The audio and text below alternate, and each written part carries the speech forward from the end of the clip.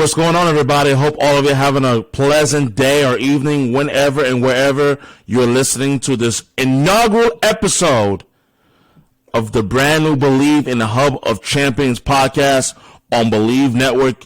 This is Shukri Wrights. If you're new and you're watching this for the first time, or you're just, checking my content out for the first time, I am a radio host on 91.5 WMFO in the Boston area. I create Boston Bruins content on Twitter and as well as TikTok as well. And I'm just passionate about sports in general. But most people know me as a guy who is, Bruins centric. He talks a lot of Bruins hockey and whatnot. But this podcast is here to dispel that notion that he can only talk hockey. I can talk basketball, I can talk baseball, I can talk football. In fact, this podcast is all about Boston sports. Patriots, Bruins, Celtics, Red Sox. All four teams. And the thing that I'm most looking forward to in this podcast is the fact that I get to share with you my burning thoughts and opinions on the day's news. I've never been a guy about the hot take. I've never been about, just trying to be negative or overly positive for no particular reason. For those of you that have been following me, whether if it's on my radio show for the last nearly 4 years now, or my original podcast, which I still do here and there, the Sugar Race podcast, you all know that I've always been one that has been very passionate, very opinionated, and not afraid to speak his mind. And that's going to continue on this particular podcast. Because if there's one thing that I've noticed about Boston sports fans, they're opinionated, they're intelligent, they're very educated, and on top of that, they absolutely have a knack for showing you and the world at large, for those that hate Boston sports, just how passionate they truly are about their teams. How much they care. It matters in this region. And one of the things that stood out to me over the last 6 years I've now called Boston home is that in this market, the scrutiny is intense for the local teams. I, by nature, am not a negative person. I call things as I see it. I'm not overly positive when it comes to sports, but I'm not overly negative. I like to describe myself as someone who likes to find the halfway point, like the halfway mark in between everything, because life is a balance. You gotta learn to be comfortable with calling everything as you see it as. People are gonna like it. People may agree. But you have to be comfortable in accepting the fact that not everybody's gonna agree with you. Not everybody's gonna like what you have to say. And that's fine.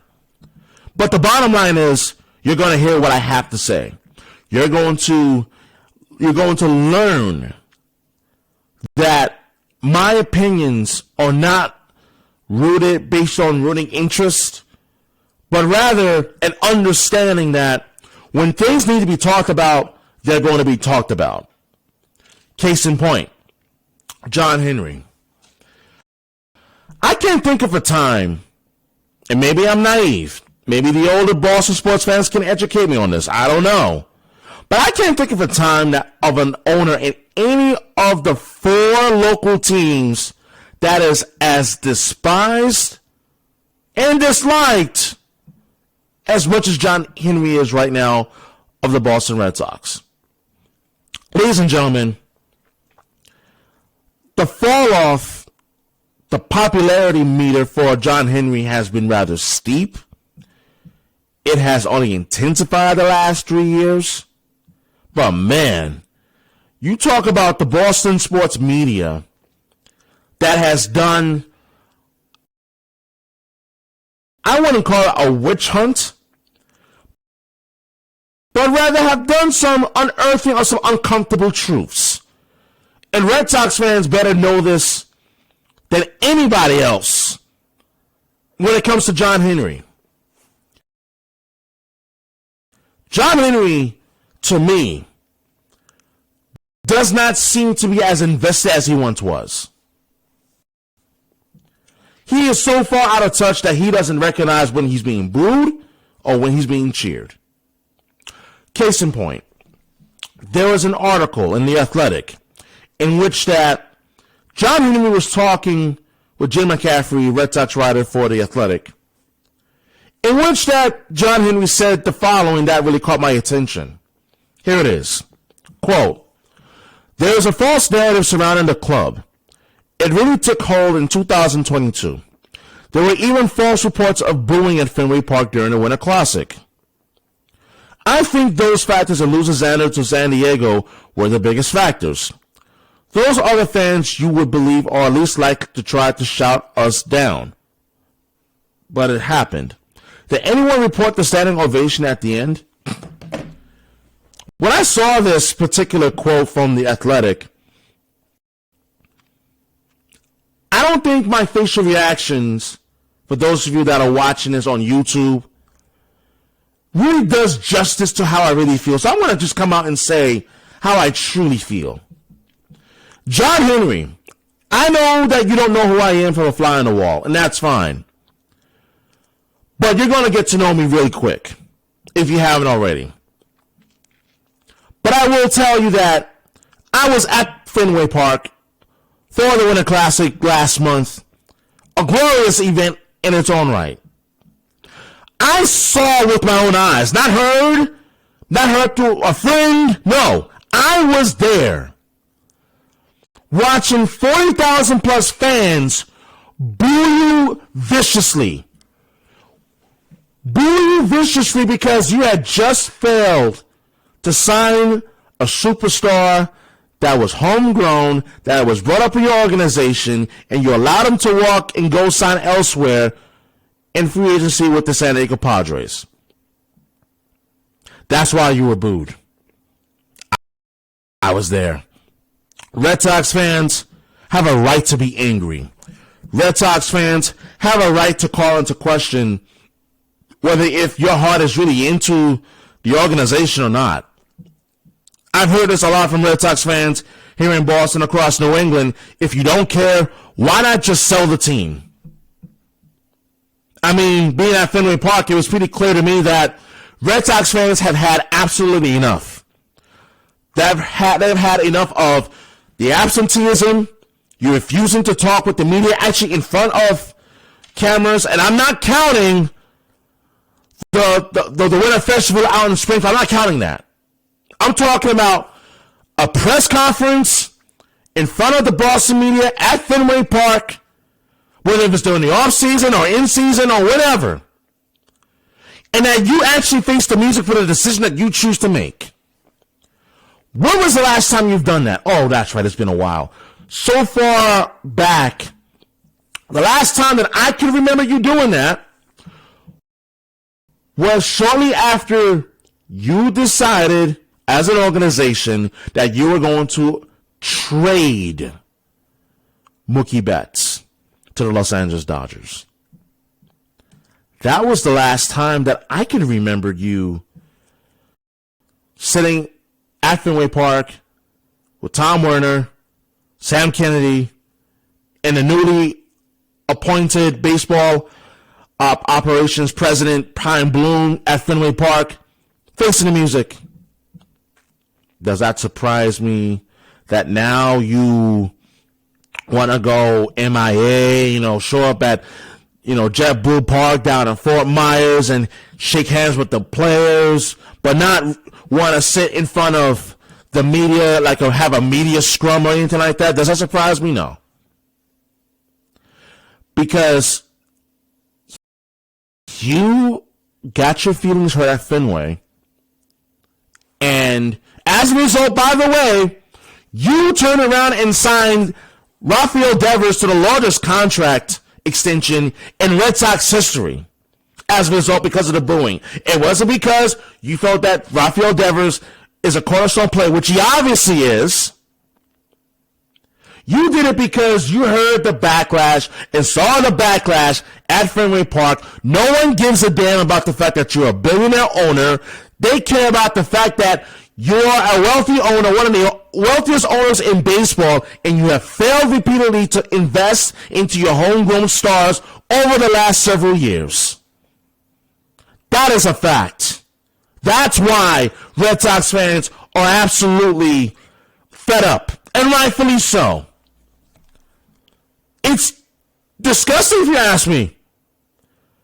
Like, I said this on my radio show, the Sugar Red Show on 91.5 FM WMF. I've said this before. You should not be, as a big market team, with the payroll the Red Sox have to make a decision whether to keep either Devers or Bogarts. That's ridiculous. You should be able to keep both. Without problem. You are the Boston Red Sox. This was a team once upon a time prior to 2020 that spent money. And they did it willingly. But now, you are more cheaper than the Will Pines who used to own the New York Mets once upon a time. What changed? I don't know. Like, as far as the ovation at the end of the game, John Henry, are you truly in denial? Or do you like to lie so far out of your ass that you simply needed to make the crap that you tried to feed people look prettier than what it really is? Because as someone who was at the game, and I'm sure countless, if not millions more, who watched at home, know that the ovation wasn't for John Henry, because he sure as hell didn't deserve it. It was for the Boston Bruins who came back in that third period to beat the Pittsburgh Penguins 2-1. That's what that was. So whatever nonsense that you try to come up with just now, you are not going to get me to drink the Kool-Aid, because it ain't happening. And I'm not one who drinks Kool-Aid. Seriously. But I'm one that's going to basically tell you that you're basically bullshitting the fan base right now and the people of Boston and New England. And it's unacceptable. Unacceptable. So I don't know whether you feel people in the media or the fans are a bunch of idiots and they'll just buy and just accept whatever that you're going to feed them. No, not I. Not I. So, coming up next on the other side of the break, I want to get into another Red Sox related topic here. Because I do have one question that I really want to ask you, the viewer and listener. Is this a critical year for Chaim Bloom? Yes or no? I'm going to give you my thoughts as to why I believe this is a pivotal year in every aspect, shape, and form. Stay tuned, everybody.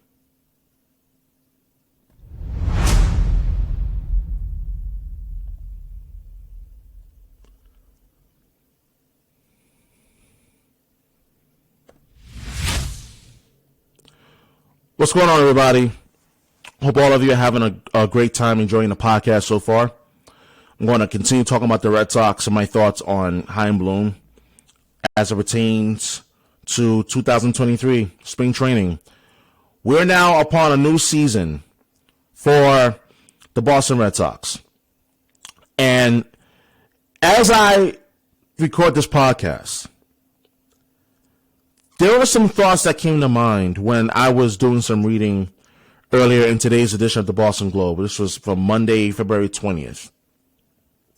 Something caught my attention. And I got to tell you exactly what I think that is. There was an article that came out in the Boston Globe. It was Jim Davis who wrote the article. Red Sox CEO Sam Kennedy says Chief Baseball Officer Chaim Bloom's job is safe. I'm going to read you just the first few excerpts from that article. So bear with me, please. Red Sox President and CEO Sam Kennedy said Monday that Chief Baseball Officer Chaim Bloom's job is safe. Chaim is our Chief Baseball Officer, and I do not anticipate any changes here, Kennedy said.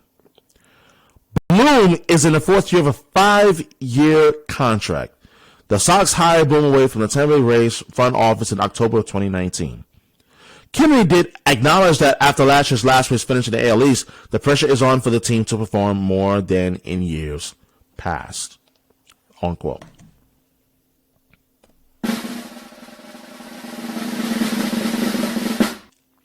Newsflash.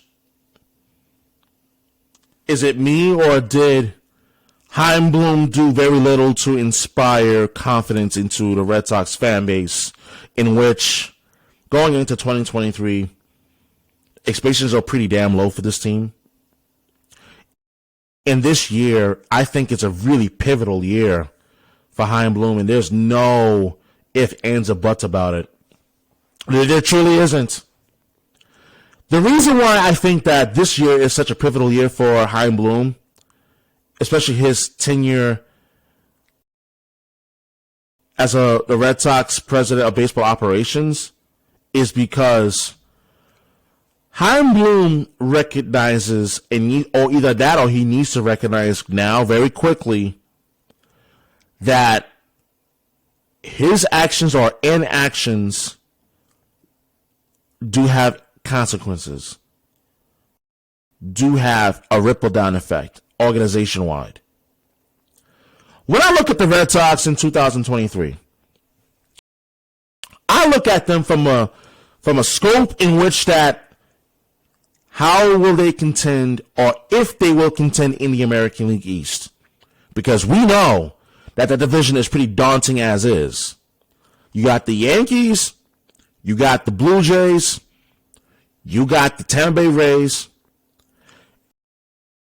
and by the way, the Baltimore Orioles are not going anywhere. I expect them to be playoff contenders this season. They began their rise to prominence last season, and they got a very likable young core of players down in Baltimore. This year will be very interesting. Now the Red Sox, as far as I'm concerned, people are really banking on what Rafael Devers will be able to do in 2023.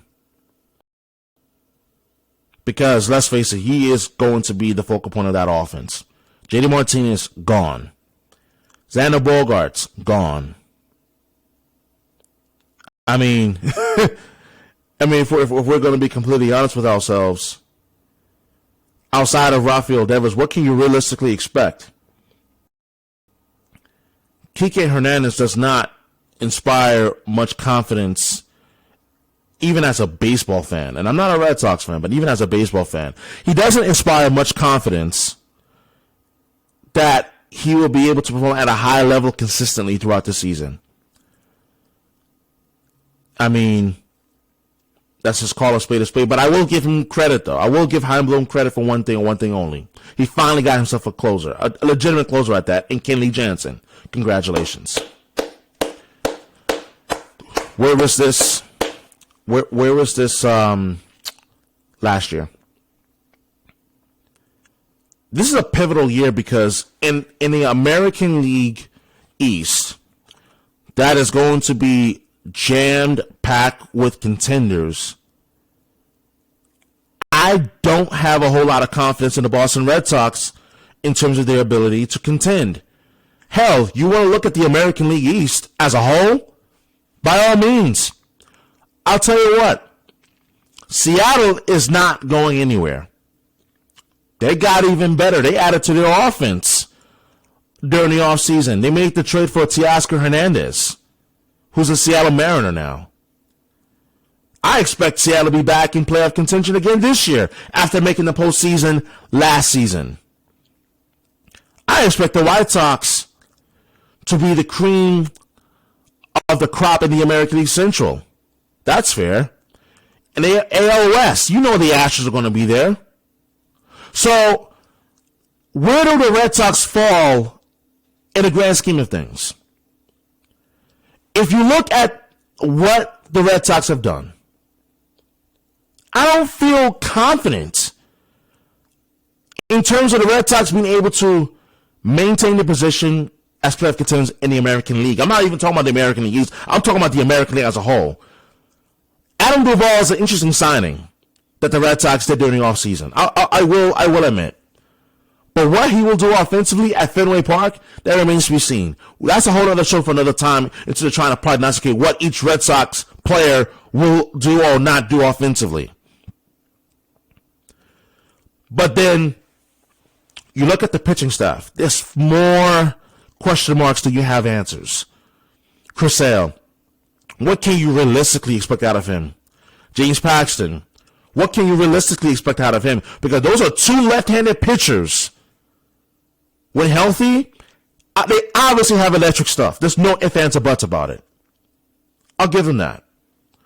However, the problem is neither one of them has been healthy, most notably Chris Sale. It's almost as if that you are waiting to see what injury will it be this time around that knocks out Chris Sale for several months at a time. Will it be riding a bike and falling off the bike?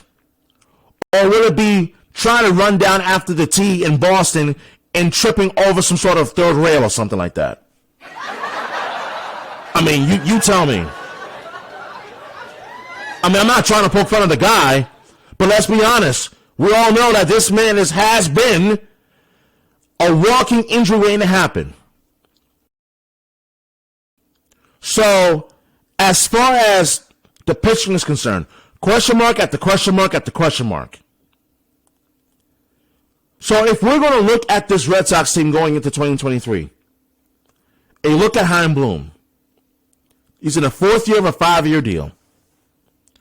If the Red Sox don't make the playoffs, I do think that this could be Chaim Bloom's final year.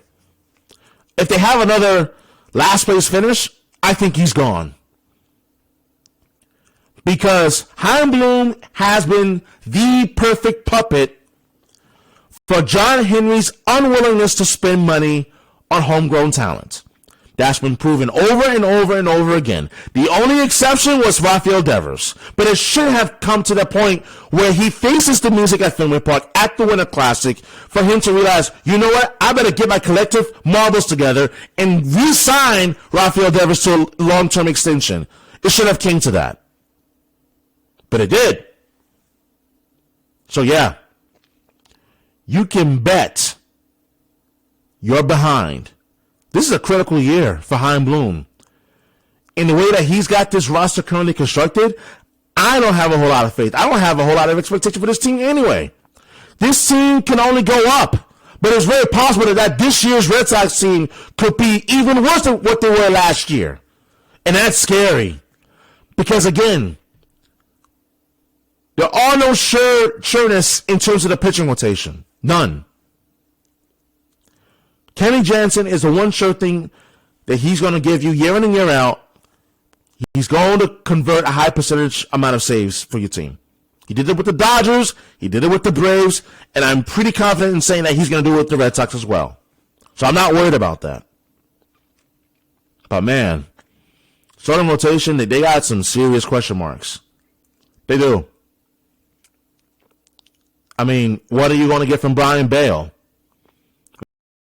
He's still young. I like his stuff. But as far as what he will do in 2023, especially after an offseason in which he worked with Pedro Martinez, the Hall of Famer, down in the Dominican Republic, will it translate into him taking that next step in 2023? There's a lot of what ifs. So Chaim Bloom is banking on a lot of what ifs coming to fruition. And he better hope that a lot of these what ifs turn into ka-ching money, because he is asking to be bankrupt out of a job if the Red Sox fail to make the postseason and finish in last place again. But that's where we are now. So I do have one more topic I want to get into. I want to touch on the Boston Bruins here. And I want to sprinkle in some Celtics talk towards the end. But one more big topic I want to talk about, the Boston Bruins. Because the Bruins, they won again today. Ho hum, stop me if you heard that before. But I got some new thoughts that just come to mind as it pertains to this team, as we're now 2 weeks away from the NHL trade deadline. That and much more. Don't go anywhere. Stay right there, because I got more coming your way.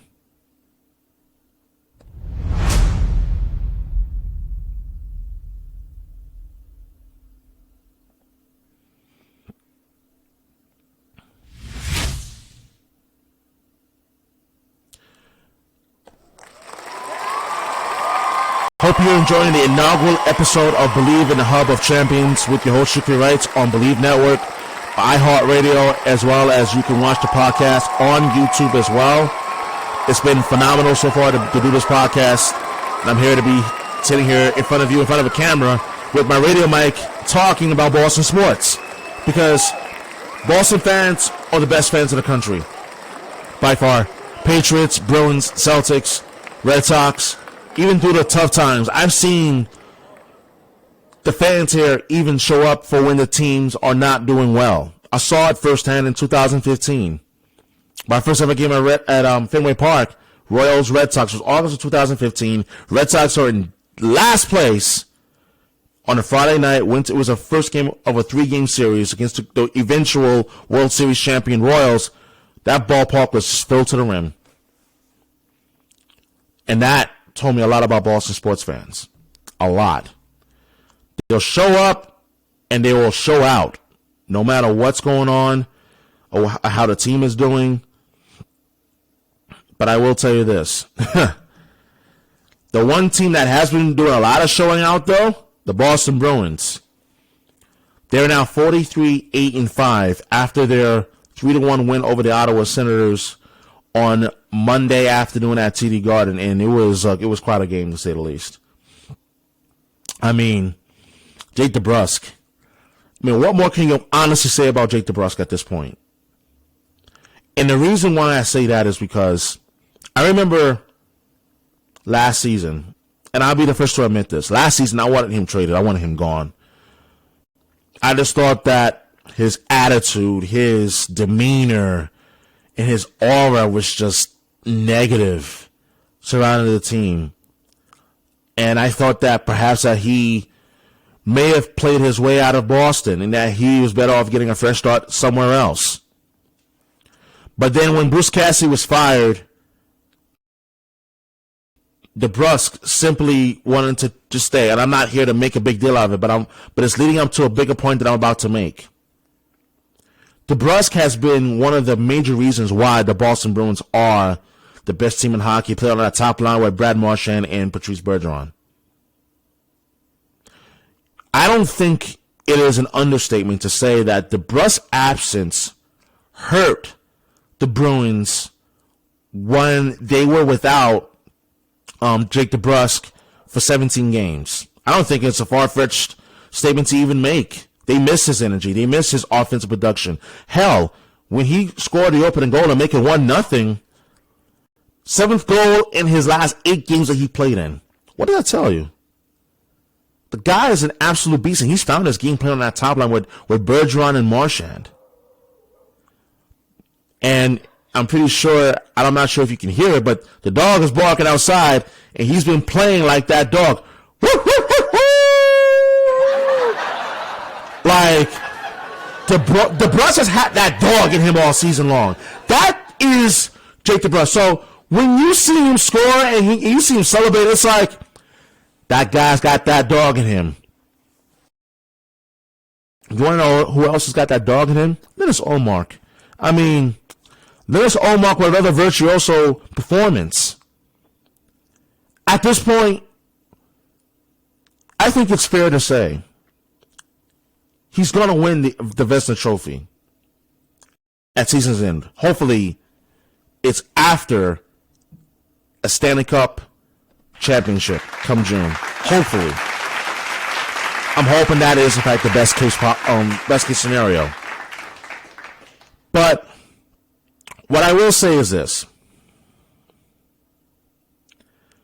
The real story in this game, although it was not Jake DeBrusk, it was not Linus Ullmark, it was David Pastrnak. He scored 2 goals. He now has 41 goals in a season. And I have been consistent about this on Twitter. You can follow me on Twitter, by the way, at Shukri Writes, in which that I've been posting this clip that's got Matt Damon in it. And this guy says, pay him. Pay that man his money. Like, that's basically what it is. Because every goal that he scores, that contract gets more and more expensive. By the way, I think we can all agree Pastrnak is going to score 50 goals this season. I'm calling it. He's going to score 50 goals this season at this current rate.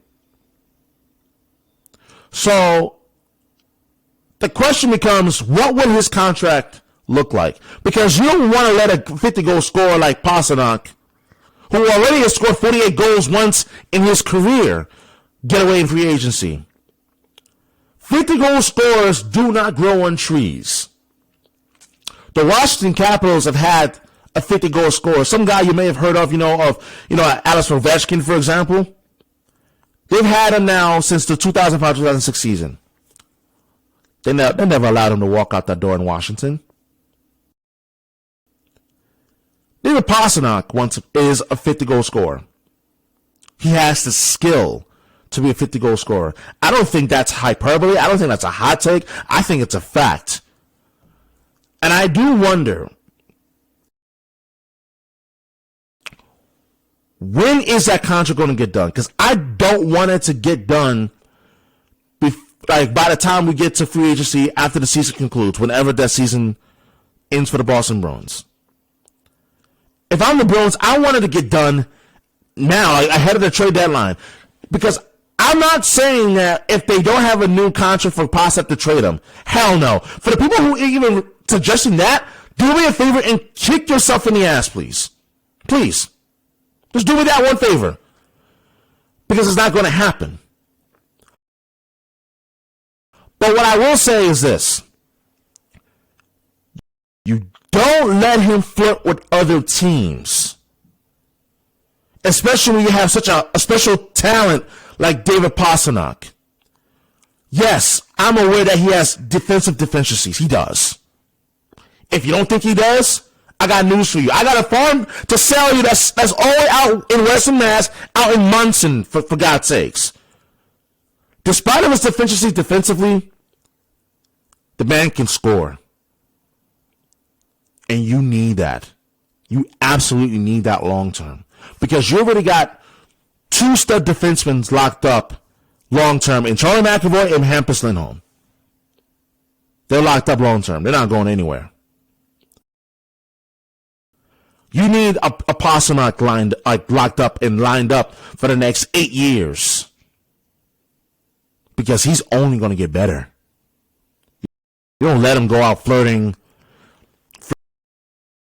out there in the marketplace. Now imagine the following.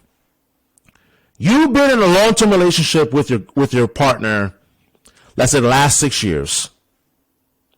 And you know that time has arrived for you to make the decision, hey, when are you going to propose? Hey, are you going to get married? Because I'm going to tell you this, that partner is going to start looking, it's going to start wandering elsewhere. They may find something on someone else better out there and end up leaving you in the dust because you wouldn't commit. That's David Pastrnak right now. You don't let him get anywhere near free agency because guess what? He becomes that raw piece of meat that all the Lions are going to pounce on. That is the reality surrounding David Pastrnak and the Boston Bruins right now. If you are the Boston Bruins, you need to lock up this guy before the playoffs even begin. Announce a deal. Continue to work through the details of the contract extension. I've heard various reports from Elliot Freeman, listening to the Dirty Two Thoughts podcast on courtesy of Sportsnet, that they are working through and making progress on a contract extension for Pastrnak. But they're moving too slow for my liking. But that's just me selfishly speaking. But what do I know? So, to Don Sweeney, please lock him up soon. And also continue to make those calls on Jacob Chychrun, Luke Shin, or the Columbus Blue Jackets defenseman Gavrikov. But I would rather go for Chychrun because he's got term. 24 years old, got 2 more years on that contract. That's who I would rather get. But you need to add a defenseman for depth purposes. That's your number one priority. You're all set in goaltending. You're all set in terms of your forward group. With all 4 lines. You don't need to do any. You don't need to get a forward. But you definitely need to get that 7th defenseman. I don't know who that is. Or maybe an upgrade. But, well, who would you rather trade? If you were able to get Jake on Chychrun and whatnot. Probably if I mispronounce his name. Personally, you got to include a Mike Riley in this deal. Or Craig Smith. Or maybe both. A salary dump in this case. But they are going to be asking for a really good player. I'm talking about the Arizona Coyotes, that is. And I'm not willing to give up or trade away Grzelcyk or Jacob DeBrusk. But I'm going to put myself in the hot seat right now. If the Arizona Coyotes comes and says, we're willing to trade you Jacob Chychrun, but you got to be willing to give up a really good player, a young player at that, who are you giving up? And as well as a prospect. This is what I would do.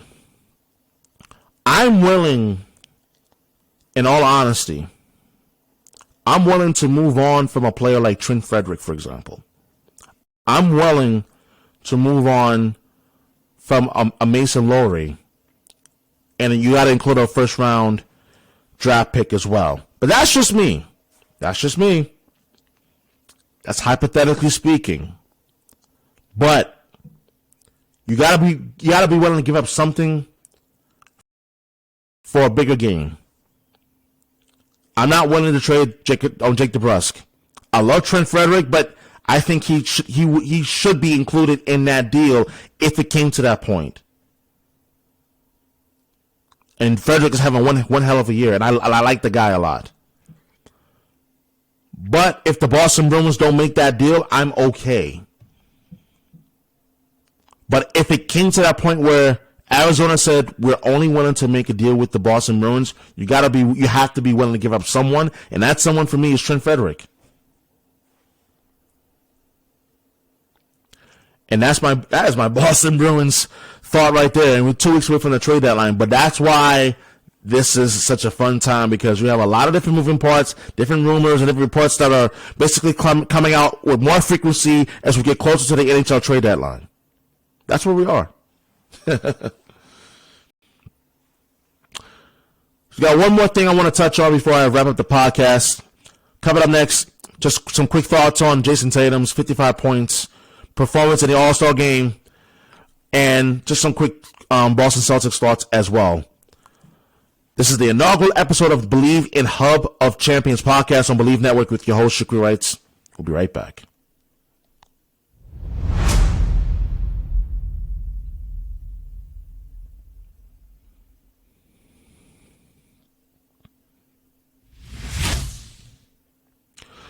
Hey, what's going on, everybody? Hope all of you are enjoying the podcast so far. The first episode of the Bleav in Hub of Champions podcast on Bleav Network.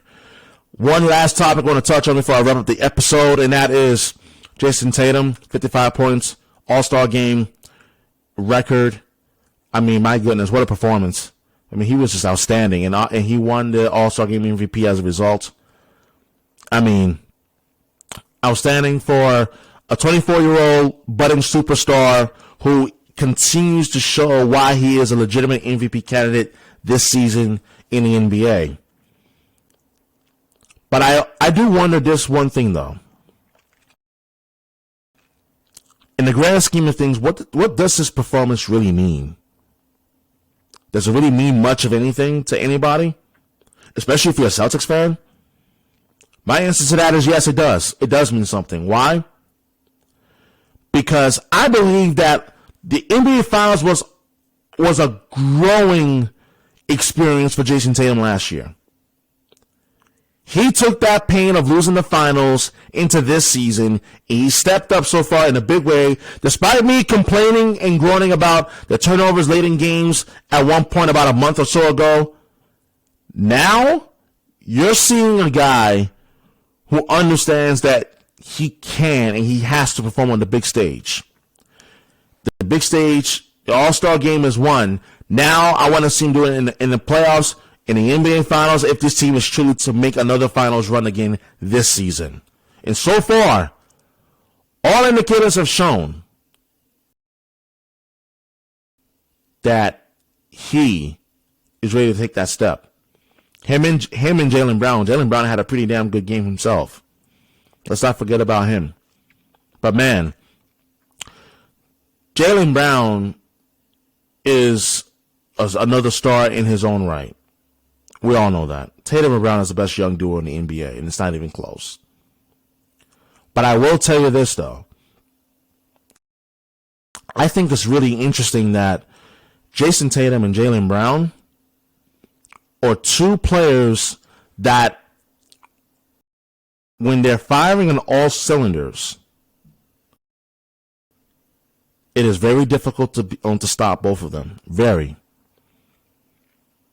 And I think, for me, I admire Jaylen Brown's game even more than I do Jason Tatum's, because I feel like Jaylen Brown is a much more better defender than Jason Tatum. He's shown that time and time again. Like, Jason Tatum, don't get me wrong, do I think he's a terrible defender? He's not terrible, but he isn't great. But if you had to make a choice between who's a better defender on the Celtics right now, between Tatum and Brown, between those two, because we obviously know that Marcus Smart, he's the best defensive point guard in the NBA. He's a leading defensive player of the year. That we know. But we're talking about between Tatum and Brown. Who's the better defender between the two? Jaylen Brown, 100%.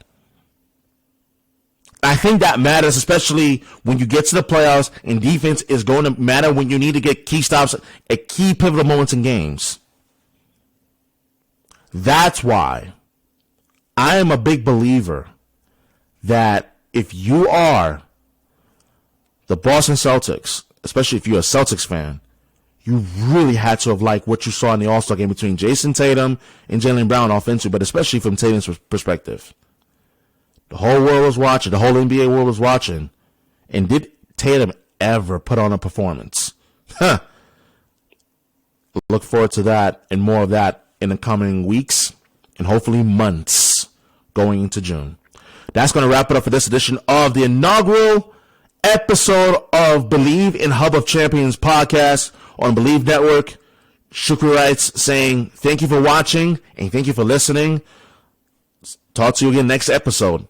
Can't wait. This journey is just getting started. Time to shake things up in the city of Boston in terms of Boston sports media. One episode at a time. Holla at your boy. Peace.